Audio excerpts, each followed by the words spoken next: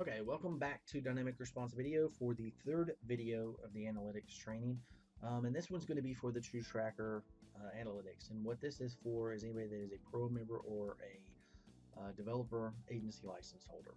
Now, this is the base analytics information. This is your charts here. And then when we go to the bottom, this is where it gets very interesting to be able to TrueTrack events.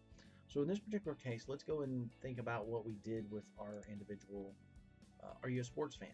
If I wanted to be able to track all of the people that said no, how many people that were shown the yes and the no button but still picked no, I could go back and I could do that by being able to say, okay, I want to pick the event, I want to name it no, and I want to be able to track the interaction layer where I could track either the video, the interaction layer, the element, or the those three things. So in this case, I'm going to do the interaction layer no, right? Because that's my first one.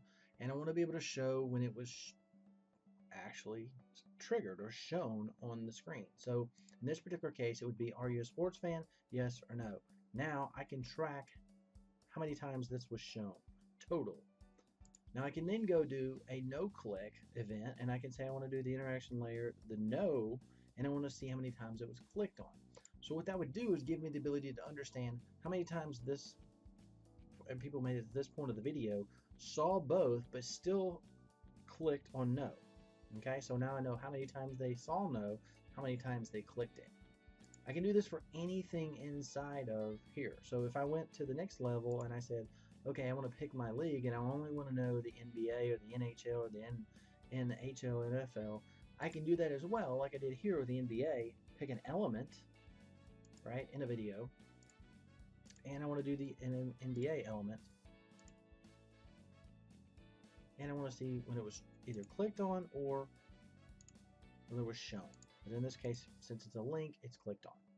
All right, so I can do this for any layer that I want, and this gives me the ability to be able to instantly have data throughout my entire dynamic response video from anything that's either shown or clicked anywhere throughout this entire funnel. So I know if someone's converting on this video, if they stop here, or if they come down here and they really like the NHL as opposed to anything else. So I can tailor my videos in the future towards making what people actually are clicking on or what they're actually seeing based on the TrueTracker event analytics. Okay, so when you're done, you can go ahead and hit save. I'll show you how you can do another one if I just wanted to go in here and call this one NHL, and I wanted to make it an element.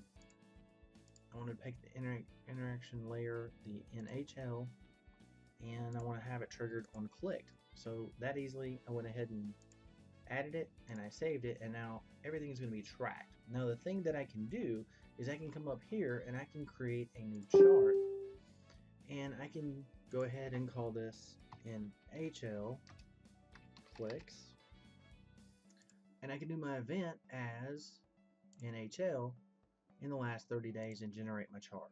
Now what this does is it gives me the ability to be able to click all click-throughs on NHL on my page here.